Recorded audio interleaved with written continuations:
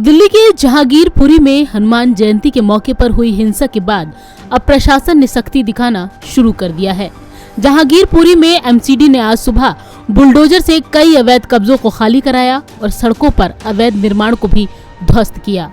कार्रवाई होने के बाद 1 घंटे के भीतर ही सुप्रीम कोर्ट ने इस ऑपरेशन पर रोक लगा दी। सुप्रीम कोर्ट उस याचिका पर सुनवाई के लिए तैयार हो गया जिसमें दंगे के आरोपियों के घर गिराने का विरोध किया गया। अदालत ने कहा कि कल सुनवाई तक जहांगीरपुरी में यथास्थिति बरकरार रखी जाए। सुप्रीम कोर्ट के आदेश के बावजूद जहांगीरपुरी में एमसीडी की कार्रवाई कुछ जगहों पर जारी थी। जब याचिकाकर्ता ने सुप्रीम कोर्ट को इस बात की जानकारी दी तो सीजेआई एनवी रमन्ना ने तुरंत रजिस्ट्रार को आदेश दिया कि एमसीडी, दिल्ली पुलिस और मेयर तक हमारा आदेश तुरंत पहुंचाया जाए। इस पर सीजेआई ने सुप्रीम कोर्ट रजिस्ट्री से उत्तरी दिल्ली के मेयर, उत्तरी एमसीडी आयुक्त और दिल्ली पुलिस आयुक्त को यथास्थिति के बारे में सूचित करने को कहा। सुप्रीम कोर्ट के पहले ऑर्डर के करीब 2 घंटे बाद निगम की कार्रवाई पूरी तरह रोकी गई।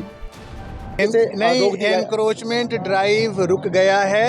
माननीय न्यायालय के आदेश के बाद जो पुलिस का जो काम है, यहाँ पर हम लोगों ने सिविक एजेंसी को ड्यू प्रोटेक्शन दिए और इलाके में कानून व्यवस्था को ठीक से रखा और इलाके में शांति है, इलाके में पीस है। हम लोगों से कम्युनिकेशन में भी हैं, उनको हम विश्वास दिला रहे हैं और आपके जरिए विश्वास दिला रहे हैं कि पुलिस यहाँ एडिक्वेट संख्या में है और यहाँ की कानून व्यवस्था को बिगड़ने नहीं दिया जाएगा। Thank you.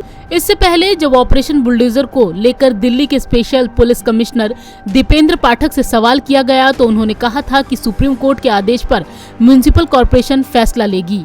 हम यहाँ पर एमसीडी को सुरक्षा और मदद पहुँचाने के लिए मौजूद हैं। इस दौरान सीपीआईएम नेता वृंदा करात मौके पर पहुंची और दिल्ली पुलिस के स्पेशल कमिश्नर दीपेंद्र पाठक को सुप्रीम कोर्ट का आदेश फोन पर दिखाया।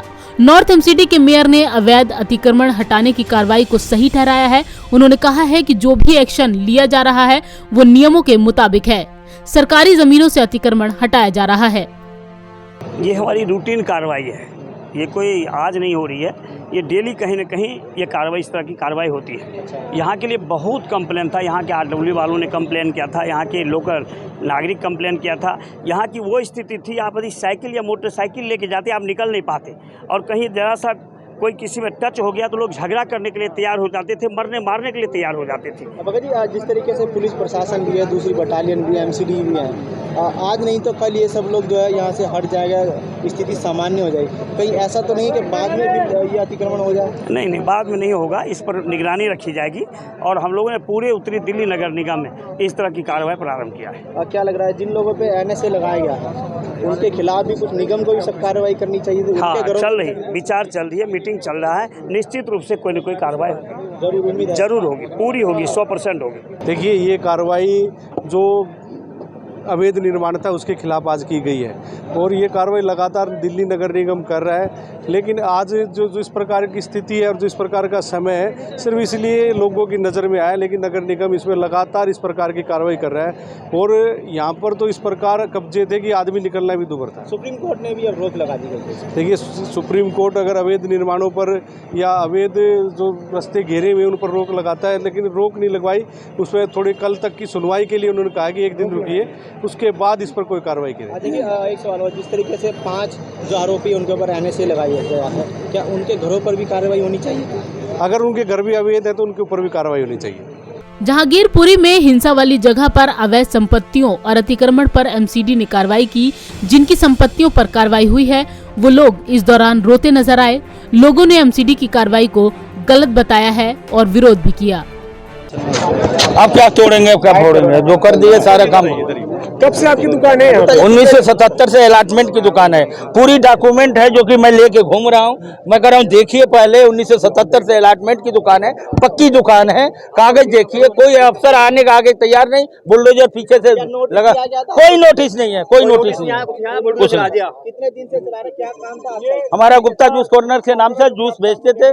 हाँ, अब आगे कोर्ट में जाएंगे। सुप्रीम कोर्ट का ऑर्डर ये उनकी अवहेलना किए हैं। सुप्रीम कोर्ट ने 1 घंटे पहले ऑर्डर कर दिया था कि डेमोनेशन रोक दिया जाए, फिर भी किए हैं। उसके बाद भी तोड़ा गया है। तो कई दुकान आपकी लीगल है, अनलीगल है? क्या लीगल है, कागज है पूरे। 1977 से डीडीए के अलॉटमेंट की दुकान है, पूरी फाइल है, पूरी कागज है मेरे पास। फिर कार्रवाई क्यों की गई है? कोई आप कह रहे हैं कि हमारे उसमें है।